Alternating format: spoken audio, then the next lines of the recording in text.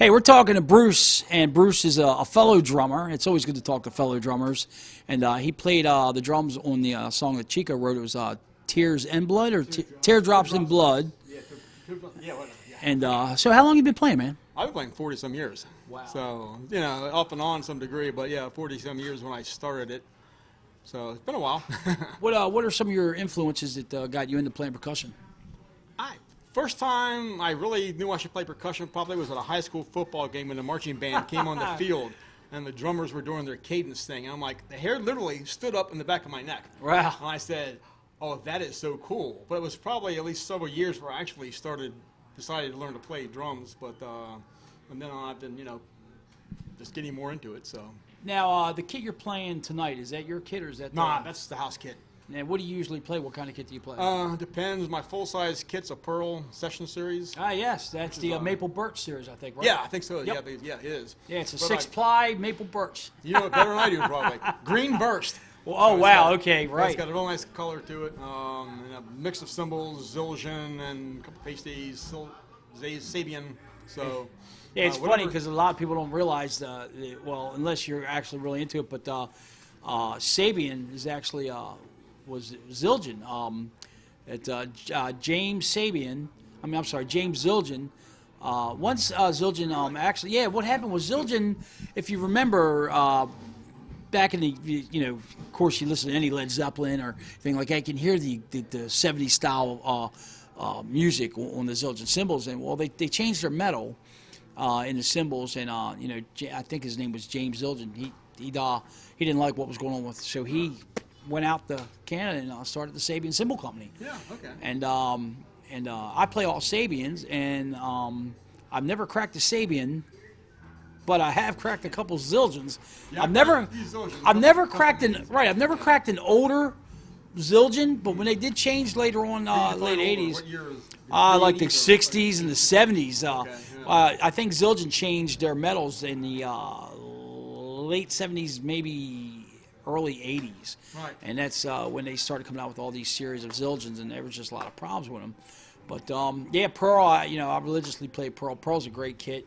I played with a lot of kits, you know, growing up, you know, Rogers, Gretsch, Ludwig, the Ludwig Vista kit, right, which you could see through, which is now Vista's starting to come back.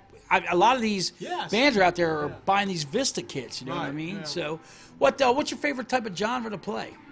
I mean, I'm probably strongest in the hard rockish genre, but I like a lot of fusion. I listen to a lot of things. I've really gotten to like listen to Dennis Chambers playing for Maceo Parker. Right. That's some really good grooves and some nice stuff going on there. Remember Chuck Mangione? I do. It was Charles Meek and James Bradley Jr. was the rhythm section on Live at the Hollywood Bowl, and if you ever get a chance, that's a great album to hear, man. That's some good playing. And of course, Carter from Dave Matthews is great. Oh yeah, you know what I mean? Carter Buford. Yeah, I know. Actually, it's Beaufort. Actually, it's Beaufort. Beaufort, yeah. That's Beaufort. I thought it was Buford too until I heard Dave Matthews. I think Dave probably knows, and he said Beaufort, which Beauregard. I know it's Beauregard. Like, you know, okay, yeah, Beaufort. Okay. Well, I tell you, man, it was so funny, man. We were down Dewey Beach one year, me and some friends just going down there and hanging out and partying, and we saw this guy in an acoustic guitar, and they were down there playing, and there was a group of people around bonfire right on the beach, and I'm like, man, I said, this guy sounds familiar. So we're over there watching the guy, and the girl goes, I can't believe Dave Matthews is on the beach playing. I'm like, well, Dave Matthews?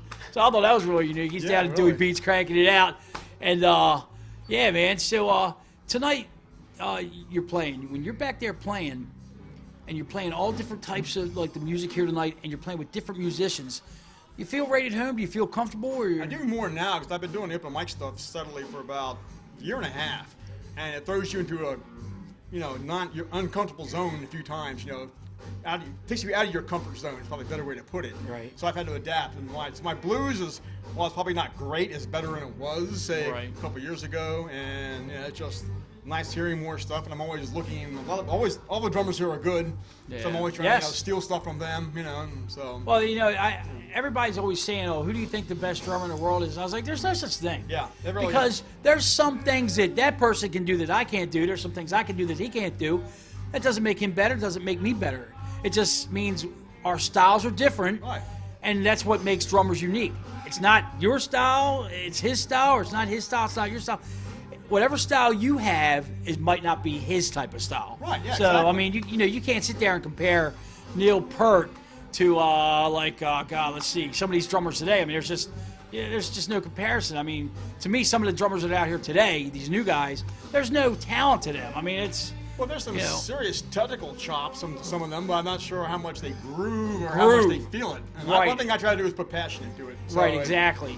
I may not always come across great, and you know, I make my share of mistakes, but I try to at least mean what I say. Right. Whether it came across the way I wanted to or not, it's another story. If you could say that there was one person out there that influenced you the most to really get into drums, who would it be?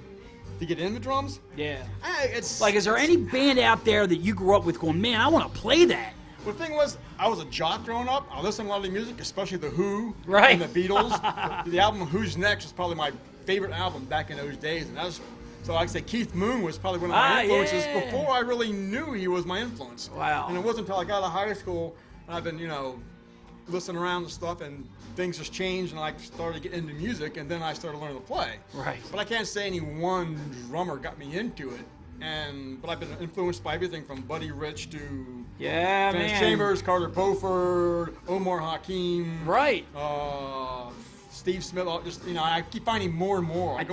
Thing is, when I started doing it back in the 70s, Right. there was no internet, there was no Right. YouTube. Right. The only way you learn, you listen and you figure it out. Right. I did take lessons initially from a drummer who was in a Marine Corps band, and where my chops have gotten a lot better. He probably would still kick my ass on my rudiments and things. I'm a lot better, believe me, than I used to be. But, actually, these last 5 or 6 years, I started playing fife and drum music some years ago, which really, it's all rudiments. Rudiments. So now it's like I'm much better at my rudiments and much cleaner at my rudiments than I ever used to be. I'll tell you, man, growing up, I remember being 5 years old, watching my grandfather play drums, and I would break out the Tupperware wooden spoons. Yeah, then cool. I would get on his kit. He had the... You had influence. Oh, yeah, man. Yeah, you know, my Uncle Ronnie played the rock drums, and he had the Vista kit. He had the Ludwig rockers, Sparkle Blue. My grandfather had the Gretsch Gold Sparkle.